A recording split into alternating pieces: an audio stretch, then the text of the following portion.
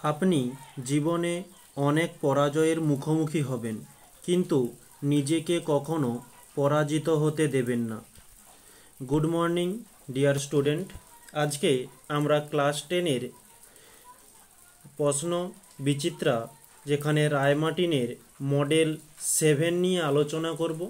আর আজকে আমাদের এই আলোচনার বিষয়ে group A B C D প্রত্যেকটা গ্রুপের প্রত্যেকটা কোশ্চেনের অ্যান্সার দেখে নেব, এবং এটা দুটো পার্টের মাধ্যমে করব, একটা পার্ট 1 আর একটা পার্ট 2। পার্ট 1 কমপ্লিট করেই পার্ট 1টা শুরু করব।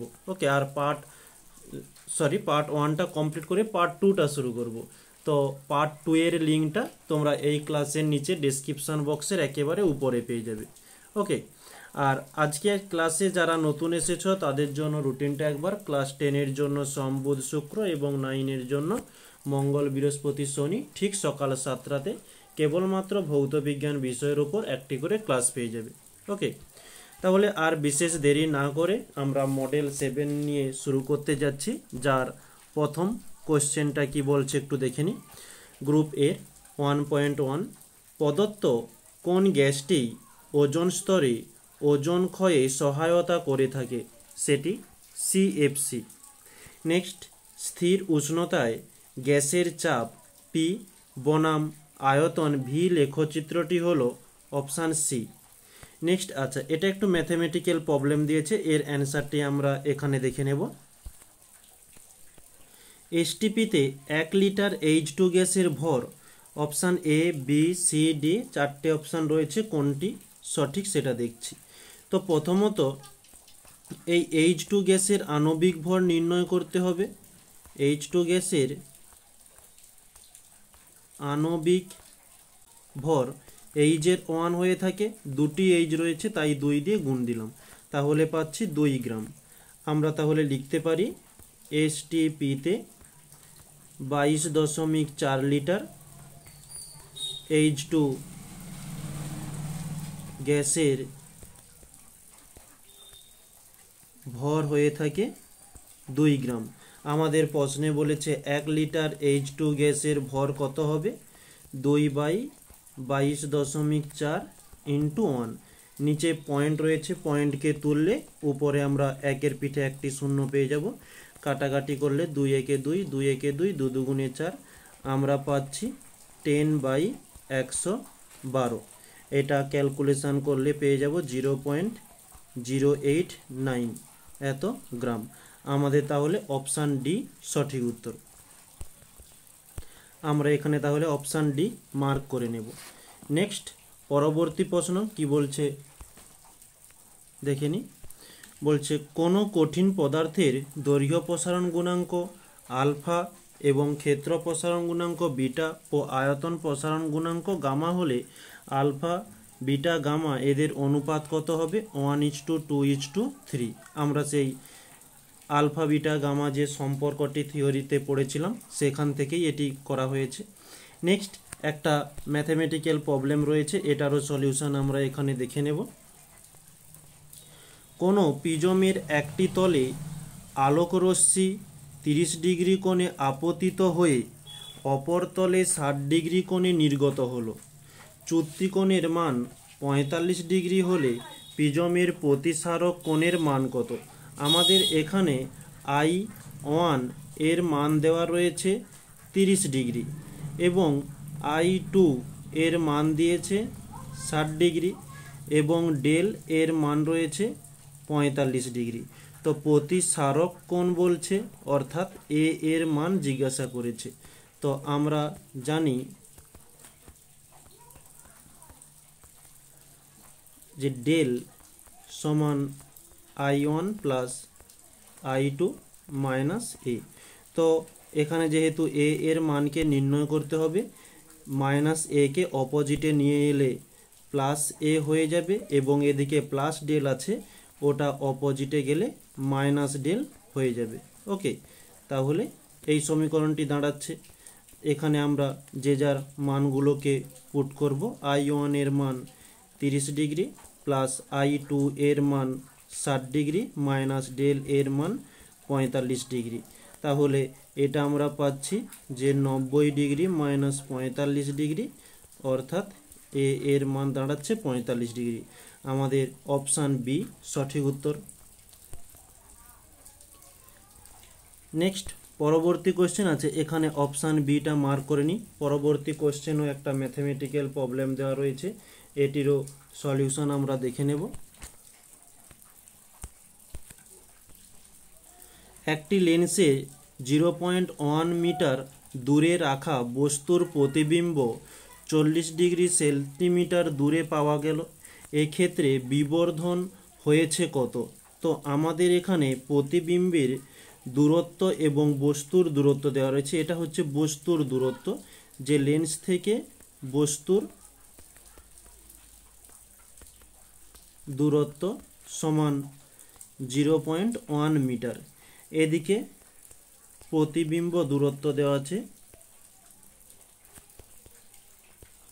প্রতিবিম্ব দূরত্ব সমান 40 সেন্টিমিটার। তো বিবর্ধন সমান জিজ্ঞাসা চিহ্ন। তো এই বিবর্ধনটি নির্ণয় করার জন্য আমাদের এখানে সেন্টিমিটার দেওয়া রয়েছে, মিটার দেওয়া রয়েছে। নয় মিটারকে সেন্টিমিটারে নিয়ে যেতে হবে, না হলে সেন্টিমিটারকে মিটারে নিয়ে আসতে হবে। তাই আমরা এখানে এই মিটারকে সেন্টিমিটারে নিয়ে যাচ্ছি, আর এই মিটার থেকে সেন্টিমিটারে নিয়ে যাওয়ার জন্য একে আমরা 100 দিয়ে গুণ করব। তো এই দশমিক উঠে গেলে নিচে একের পিঠে একটা শূন্য হবে, শূন্য শূন্য কেটে গেল, আমরা পাচ্ছি 10 সেন্টিমিটার। তো বিবর্ধন এর সূত্র কি হয়ে থাকে? বিবর্ধন সমান হয়ে থাকে প্রতিবিম্ব দূরত্ব বাই বস্তুর দূরত্ব। প্রতিবিম্ব দূরত্ব হয়ে থাকে 40 সেন্টিমিটার এবং বস্তুর দূরত্ব হয়ে থাকে 10 সেন্টিমিটার।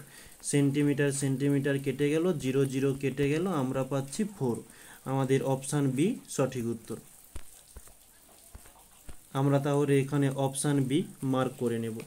নেক্সট পরবর্তী কি বলছে, পরিবাহীর রোধ ও পরিবাহীতে তড়িৎ প্রবাহের সময় অপরিবর্তিত থাকলে পরিবাহীতে উৎপন্ন তাপ ও প্রবাহ মাত্রা এর সম্পর্ক কি হয়ে থাকে? অপশান সি এইচ সমানুপাতি আই স্কয়ার।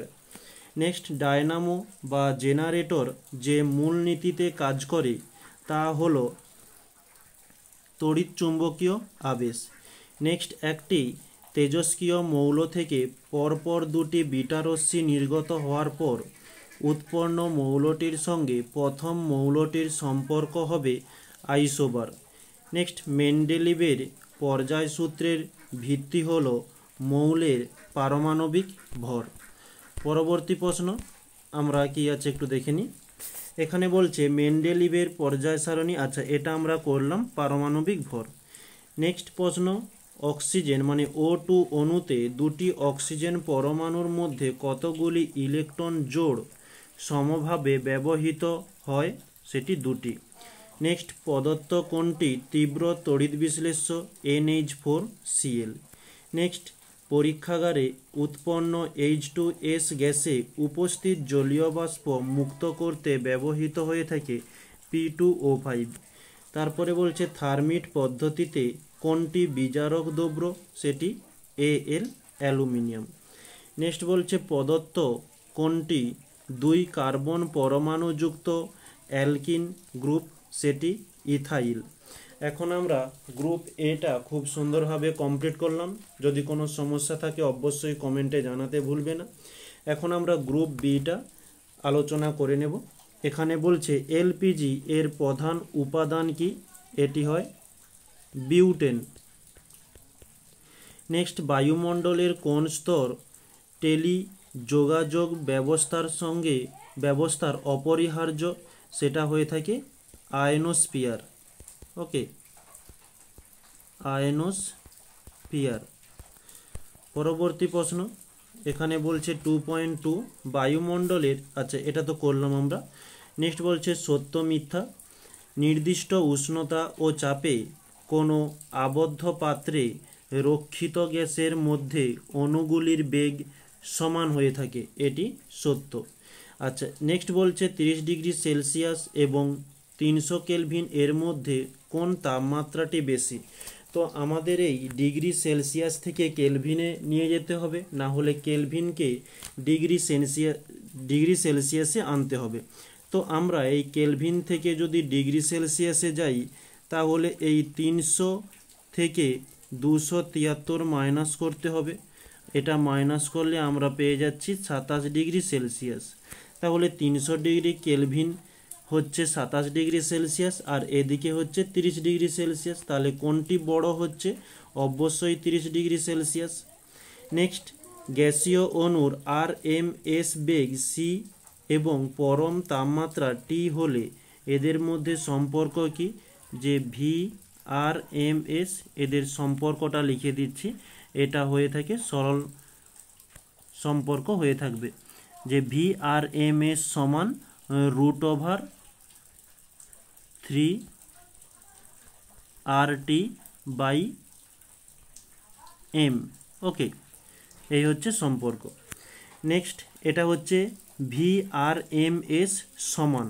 ওকে, নেক্সট বলছে উচ্চ তাপ পরিবাহিতাঙ্ক বিশিষ্ট একটি অধাতুর নাম লেখো। সেটি হয়ে যাচ্ছে গ্রাফাইট। নেক্সট, বিপদ সংকেত হিসেবে লাল আলো ব্যবহার করা হয় কেন? কারণ তরঙ্গ দৈর্ঘ্য দীর্ঘতম। তরঙ্গ দৈর্ঘ্য বেশি লিখতে পারি। ওকে, নেক্সট, একটি অবতল দর্পণের মেরু ও ফোকাসের মাঝখানে একটি বস্তু রাখলে রৈখিক বিবর্ধন কত হবে? রৈখিক বিবর্ধন হয়ে থাকে 2। নেক্সট, আয়ত ঘনকাকার কাঁচের ফলকে আলোকরশ্মির বিচ্ছুরণ হয় না, কিন্তু ড্যাশ হয়ে থাকে, চ্যুতি হয়ে থাকে। পরবর্তী, আচ্ছা, এখানে একটা ম্যাথের কথা বলেছে। কি ম্যাথটা একটু তোমাদের বলে দিই। এখানে 3টি রোধ হলো যথাক্রমে 5 ওহম, 10 ওহম এবং 15 ওহম। এদের কোন ধরনের সমবায় যুক্ত করা হলে তুল্য রোধের মান 5 ওহম অপেক্ষা কম হবে? তো আমরা দুটি সমবায়ে যুক্ত করে দেখে নেব কোনটিতে ঠিক হচ্ছে। তো প্রথমে আমরা শ্রেণীতে যুক্ত করব, তারপরে সমান্তরালে।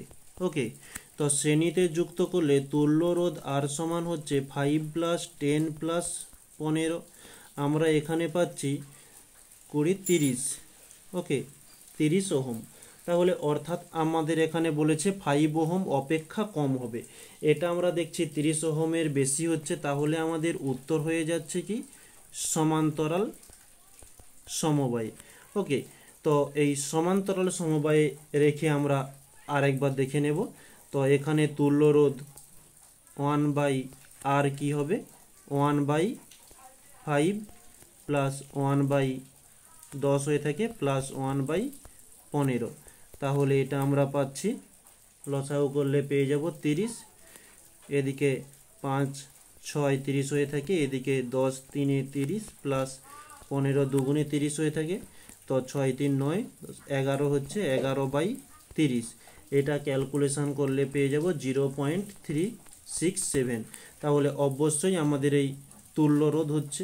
ওকে, সরি, এটা এই মানটা হচ্ছে না, এটাকে এদিকে উল্টোতে হবে, 1/r। তাহলে r সমান 30/11। তো 30কে 11 দিয়ে ভাগ করলে এদিকে তাহলে হচ্ছে যে 2.727 এরকমই মানটা আসছে। তাহলে অবশ্যই আমাদের অ্যান্সার হয়ে যাবে সমান্তরাল। ওকে, তো এখানে আমরা লিখতে পারি সমান্তরাল। নেক্সট একটা অঙ্ক বলছে, আরও একটা অঙ্ক বলছে, এখানে একটু দেখে নিই কী বলছে। যে 220 ভোল্ট 110 ওয়াট, 220 ভোল্ট ও 60 ওয়াট এই বাতি দুটির মধ্যে কার রোধ বেশি? তো এটাকে ফার্স্ট এবং এটাকে সেকেন্ড বাতি ধরি। তো আমাদের রোধের যে সমীকরণটা হয়ে থাকে আর সমান v²/p, এটা হচ্ছে ফার্স্টের জন্য।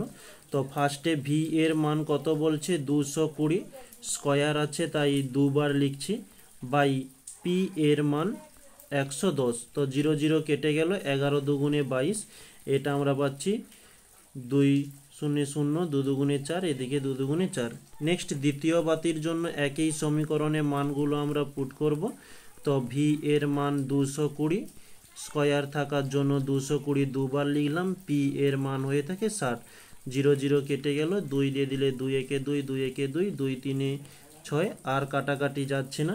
এদিকে এটা 220 সঙ্গে 11 গুণ করলে আমরা পেয়ে যাব 2420/3। এটা ক্যালকুলেশন করলে 806.67। তাহলে কোনটির রোধ বেশি? অবশ্যই ফার্স্ট বাতিটির রোধ বেশি। তাহলে আমরা এখানে এই যে সেকেন্ড বাতিটির রোধ আছে, এখানে ফার্স্ট বাতি বলে দিলাম, সেকেন্ড বাতিটির রোধ বেশি হবে। তারপরে বলছে যে তড়িৎচুম্বকীয় আবেশের কোন সূত্র থেকে শক্তির সংরক্ষণ নীতিটি পাওয়া যায়? তো সেটির অ্যান্সার হচ্ছে যে লেঞ্জের সূত্র থেকে। ওকে, লেঞ্জের সূত্র। পরবর্তী বলছে শক্তি ও ভরের পারস্পরিক রূপান্তরিত সম্পর্কিত আইনস্টাইনের সমীকরণটা কি? সেটি হয়ে থাকে E = mc²। নেক্সট পরবর্তী প্রশ্ন এখন যেটি রয়েছে ডান স্তম্ভ বাম স্তম্ভ। প্রথমে বলছে দীর্ঘ পর্যায় সারণীর শ্রেণী 17 এর সর্বাপেক্ষা জারণ গুণ সম্পূর্ণ মৌল হয়ে থাকে, সেটা F।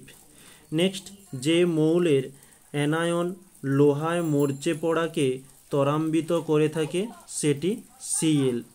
নেক্সট শতবিজারণ পদ্ধতিটি হলো সেটি হয়ে থাকে Cu।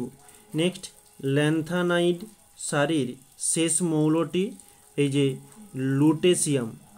নেক্সট শূন্যস্থান পূরণ কি বলছে?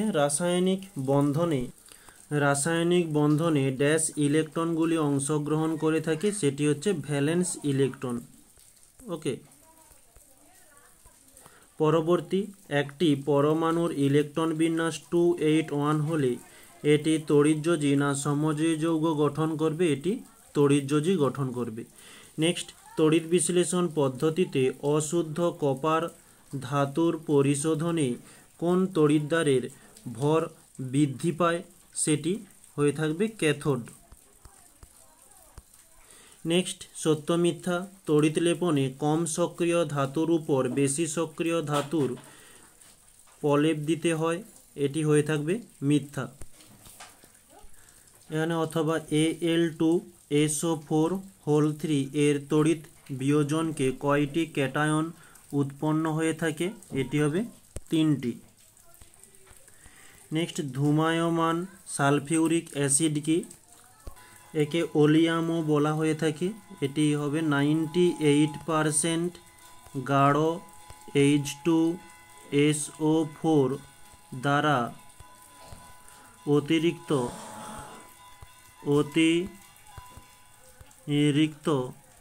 SO3 গ্যাস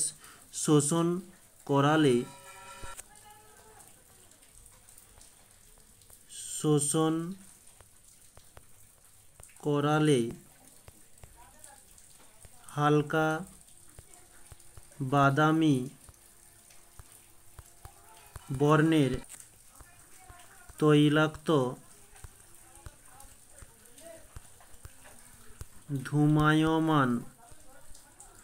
ধূমায়মান তরল পাওয়া যায়, একে ধূমায়মান সালফিউরিক অ্যাসিড বলে। নেক্সট শূন্যস্থান পূরণ 2H2S প্লাস 3O2 প্লাস এটি হয়ে থাকবে 2SO2। Next 2 methyl propanoic acid গঠনগত সংকেত CH3 এক বন্ধন CH3 এক বন্ধন CH OOH। নেক্সট ভিনাইল ক্লোরাইডের IUPAC নাম CH2CHCl। বায়োডি ব্যাগ কি? পলিথিন ও কার্বোহাইড্রেট মিশ্রিত প্রস্তুত জৈব ভঙ্গুর পলিমারকে বায়োডি ব্যাগ বলে। এখন আমরা গ্রুপ বি পর্যন্ত খুব সুন্দরভাবে অ্যান্সারগুলো কমপ্লিট করলাম। গ্রুপ সির প্রথম প্রশ্ন 3.1 বলছে বায়োফুয়েল বলতে কি বোঝায়, এর যে অ্যান্সারটি দেওয়া হলো। নেক্সট পরবর্তী প্রশ্ন বলছে গ্যাসের অণুর গতির ওপর হ্রাস ও বৃদ্ধির প্রভাব কি, এই যে অ্যান্সারটি দেওয়া হয়েছে। নেক্সট পরবর্তী, এখানে একটি ম্যাথমেটিক্যাল প্রবলেম রয়েছে, দেখে নেব। সমান ভরের দুটি আদর্শ গ্যাস এ ও বি একই চাপ ও তাপমাত্রায় দুটি পৃথক আয়তনের পাত্রে রাখা আছে। এদের মোলার ভরের অনুপাত 2:1 হলে আয়তনের অনুপাত কত? তো দুটি গ্যাস এ ও বি বলেছে, যাদের বলেছে সমান ভর, M1 সমান M এবং আচ্ছা এটা M নয়, এটা আমরা W ধরি, যেহেতু ভর বলেছে। W1 সমান W, এদিকে WB2 সমান আমরা W ধরতে পারি। বলেছে একই চাপ, ঠিক একই রকমের P1 সমান P, এদিকেও P2 সমান P, একই চাপ। নেক্সট বলেছে তাপমাত্রাও একই, তাহলে T1 সমান T এবং T2 সমানও হয়ে থাকবে T। যাদের মোলার ভরের অনুপাত, মোলার ভরকে আমরা M দ্বারা চিহ্নিত করি, M1 হয়ে থাকবে 2 এবং M2 হয়ে থাকবে 1, যেহেতু অনুপাত 2:1 রয়েছে। আমাদের নির্ণয় করতে হবে আয়তনের অনুপাত V1 সমান জিজ্ঞাসা চিহ্ন, এদিকে V2 সমান জিজ্ঞাসা চিহ্ন। তো এটা আমরা এ এবং বি এর জন্য যে সমীকরণটি ব্যবহার করব, যে PV সমান, আমরা জানি PV সমান W/M/RT। তো এখানে ভি এর মান নির্ণয় করব, তাই ভি কে অপোজিটে রাখলাম, পি কে উল্টো দিকে নিয়ে যাব। তো W/RT/M এবং এদিকে পিটা এদিকে নিচে গুণ হয়ে যাবে। ওকে, তো এই সমীকরণটাই আমরা এখানে পুট করব, যেহেতু এ বস্তুর বা এ গ্যাসের জন্য নির্ণয় করব, তাই V1 সমান W1RT1/M1 এবং P1। তো এটাকে আমরা ক্যান্সেল করে দিতে পারি।